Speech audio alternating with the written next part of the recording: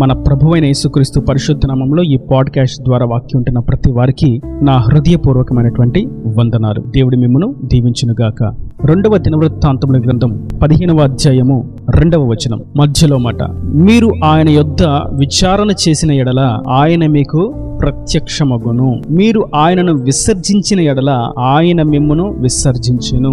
చదివినటువంటి వాక్య భాగంలో దేవుని యొద్ద మీరు విచారణ చెయ్యాలి అని దేవుడు సెలవిస్తున్నాడు. తన సేవకుడైనటువంటి అజర్య ద్వారా దేవుని ఆత్మశక్తి చేత ఆ ప్రవక్త నింపబడి ప్రవచనాన్ని ప్రకటిస్తూ ఉన్నాడు. యూదా వారికి యూదా రాజు అయినటువంటి ఆసాకు స్పష్టంగా తెలియచేస్తూ ఉన్నాడు. మీరు జాగ్రత్తగా వినండి, బెన్యామీనీయులారా, యూదా వారులారా, ఆసా, మీరందరూ నా మాట జాగ్రత్తగా వినాలి. దేవుడు కోరుకుంటున్నది ఏదనగా, మీరు ఆయన పక్షంగా ఉండి ఆయన యొద్ద విచారణ చేసి ఆయన వైపు మీరు మల్లుకొని ఎడల ఆయన మీకు ప్రత్యక్షమవుతాడు. ఆయన యొద్ద విచారణ చేస్తే ఆయన మీతో మాట్లాడతారు, ఆయన దర్శిస్తారు, ఆయన మీ జీవితాన్ని సరిచేస్తాడు అని సెలవిచ్చాడు. అయితే నేడు మనం గుర్తించవలసినటువంటి పక్షం ఏదనగా, మన యొక్క విచారణ ఆయన యొద్ద మాత్రమే జరగాలి. కొందరు చూస్తూ ఉంటే దేవుని ఆలయాన్ని కట్టడానికి ఎలా కట్టాలి అని వాస్తులు చెప్పేవారి యొద్ద విచారణ చేస్తున్నారు. చక్కటి గృహము కట్టుకోవడానికి దేవుని సేవకులతో ప్రార్థన చేయించుకోపోగా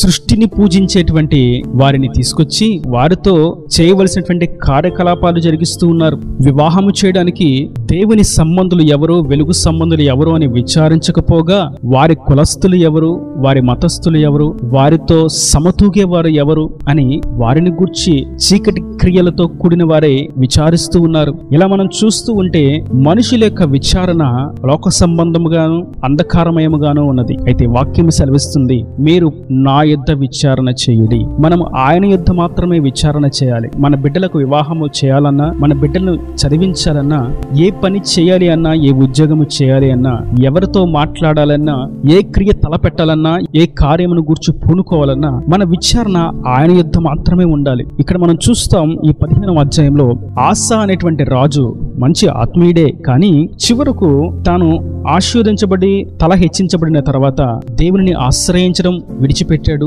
దేవుని యొద్ద విచారణ చేయడం మర్చిపోయాడు.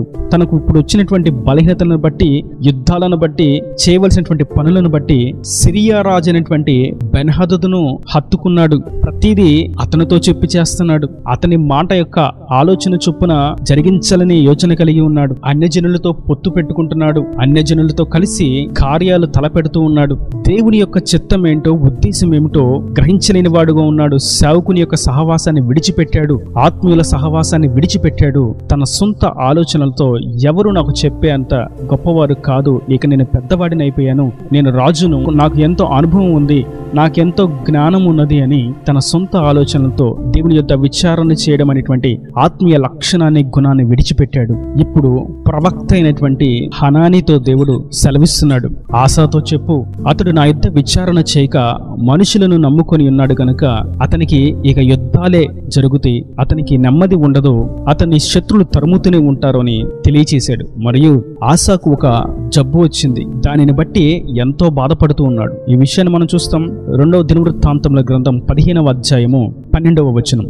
ఆసా తన ఏలుబడి యందు 39వ సంవత్సరమున పాదములలో జబ్బు పుట్టి తాను బహు బాధపడినను దాని విషయములో అతడు యెహోవా యొద్ద విచారణ చేయక వైద్యులను పట్టుకొనెను. తనకి దేవుడు ఒక శిక్షణ వేశాడు, ఒక చిన్న దెబ్బను కొట్టాడు. అయినా సరే ఆసా దేవుని వైపు మాత్రం మళ్ళుకోలేదు. ఇంకా వైద్యులను పట్టుకున్నాడు, వైద్యులను వెంబడిస్తున్నాడు, వైద్యుల యొద్ద విచారణ చేస్తున్నాడు. ఈ రోగం ఎప్పుడు తగ్గుద్ది, ఈ మందులు వాడాలి, ఎటువంటి మందులు వాడాలి, నాకు ఇంకా వైద్యాన్ని మంచిది ఎలా అందిస్తారని వైద్యులను పట్టుకొని వారి యొద్ద విచారణ చేస్తున్నాడు. అతని పాదములలో కలిగినటువంటి జబ్బు ఏదై ఉన్నది అని మనం చరిత్ర ఆధారాలను చూసినట్లయితే మధుమేహం, షుగర్ వ్యాధి. తనకు వచ్చినటువంటి బాధ చాలా వర్ణనాతీతమైనది. దినదినము అతని శరీరం కృషించుకుపోతూ కుళ్ళిపోతూ ఉన్నది. అతని ముఖములో జీవకళ లేదు, చావుకళే ఉన్నది. దేవుడు అతనికి సమయం ఇచ్చాడు. అయినప్పటికీ నా వైపు మళ్ళుకున్నట్లయితే నేనే గాయపరచువాడను మరియు నిన్ను స్వస్థపరచువాడను కూడా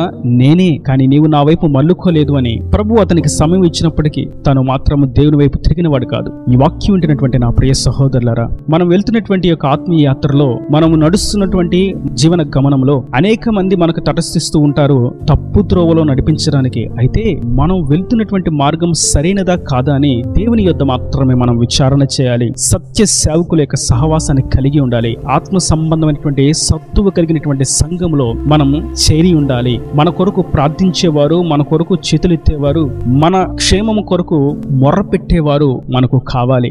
మనము ఆయన యొద్ద విచారణ చేసినప్పుడు ఆయన మనతో మాట్లాడతాడు, మనతో సంభాషిస్తాడు, మరియు సేవకులతో ఆయన సంభాషిస్తాడు. ఆయన తన చిత్తాన్ని తన సేవకులకు తెలియచేస్తాడు. హనాని సేవకుడు, ఆసా రాజు. దేవుడు హనాని ద్వారా తెలియచేస్తే ఆసా లోబడనలోని వాడిగా ఉన్నాడు. కానీ నిజమైనటువంటి సత్య సంబంధులు, వెలుగు సంబంధులు, తేజస్ సంబంధులు, సత్యములకు సాక్షులుగా నిలబడేవారు, ఆత్మీయ స్పృహ కలిగిన వారు దేవుని సేవకుని మాటకు వెంటనే లోబడతారు.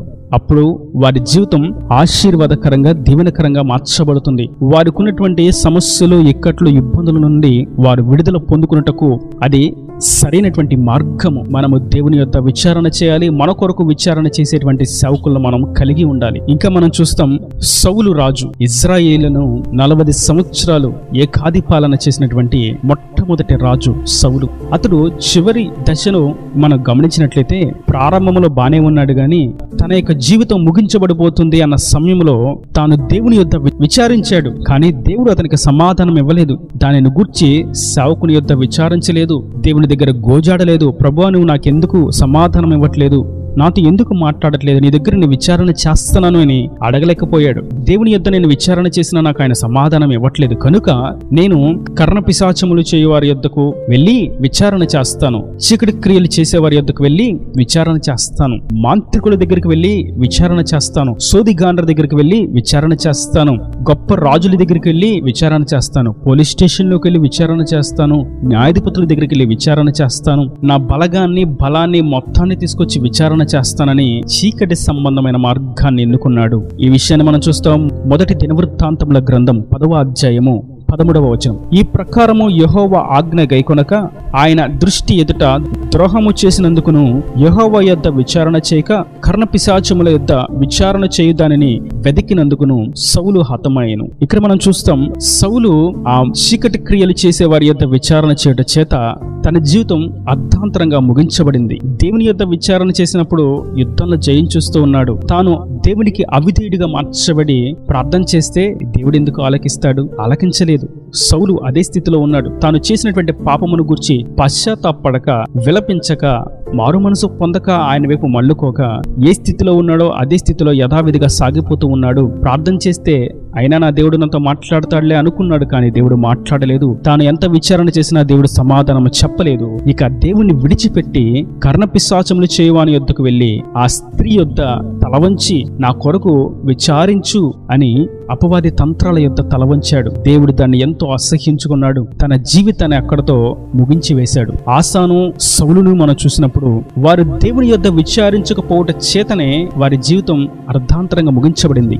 వారు ఉన్నత స్థితి కోల్పోయారు. ఈ వాక్యం వింటున్నటువంటి నా ప్రియ సహోదరులారా, మనం ప్రతి స్థితిగతిలో ఆయన యొద్ద మాత్రమే విచారణ చేయవలసిన వారమై ఉన్నాము. అది ఏ పరిస్థితి అయినా ఆయన యొద్ద మాత్రమే మనం విచారణ చేయాలి. ఒకవేళ మనం విచారణ చేసినా మనకు సమాధానం రావట్లేదు అంటే తప్పు ఎక్కడ జరిగింది, ఏం పాపము చేసామో, ఆయనకు ఆయాసకరంగా, ఆయనకు అవిధేయంగా మనం ఏం ప్రవర్తించాము, ఏమి చేశామని మనల్ని మనం స్వీయ పరీక్ష చేసుకున్న వారంగా ముందుకు సాగినట్లయితే నిశ్చయంగా ఆయన మనకు ఉత్తరం ఇస్తాడు. నాకు మొర్ర పెట్టుడే, నేను మీకు ఉత్తరం ఇస్తానని చెప్పిన ప్రభు నిశ్చయంగా సమాధానం ఇస్తాడు. కనుక మనం ఆయన యొద్ద విచారణ చేయుట అనగా ప్రార్థించుట చేస్తూ ఉన్నప్పుడు నిశ్చయంగా ఆయన సమాధానం ఇస్తాడు. మన పాపములను సరిచేసుకుని ఆయన వైపు మల్లుకున్నట్లయితే ఆయన సమాధానం ఇచ్చి శాంతిని, నెమ్మదిని, ఆశీర్వాదాన్ని, దీవెనను కలుగు చేస్తాడు. ఈయన దేవుని మాటల ప్రతిమైన హృదయంలో నిరకట్టి ఫలింపు చేయనుగాక. ఆమెన్. God bless you. తలలు వంచి కన్నులు మూసినట్లయితే మీ కొరకు చిన్న ప్రార్థన. ప్రేమ స్వరూపి కరుణా కటాక్షం తండ్రి, నా ప్రభు ఈ వాక్యం ప్రతి వారిని మీ నిండాలుగా దీవించండి, ఆశీర్వదించండి. నీ యొద్ద విచారణ చేసిన వారిని నీవు ఆశీర్వదిస్తావని, ప్రత్యక్షమై సమాధానం ఇచ్చి దీవిస్తావని మీరు సెలవిచ్చారు. నా తండ్రి వాక్యం ప్రతి వారు ఇక మీదట నీ యొద్ద విచారణ చేయనట్లుగా ప్రతి విషయములు కూడా నీ యొద్ద సమాధానాన్ని పొందుకొని సత్య సహవాసంలో, అభిషిక్తులైనటువంటి సేవకుల సహవాసంలో ముందుకు సాగునట్లుగా మీరు దీవించండి. ఇంకా వారి ప్రతి అవసరం అక్కరో నీ మహిమలో తీర్చి మీరు అక్కడ రాజ్యానికి సిద్ధపరచమని యేసు పరిశుద్ధ నామమున ప్రార్థించి వేడుకుంటున్నాను తండ్రి. ఆమేన్. ఆమేన్.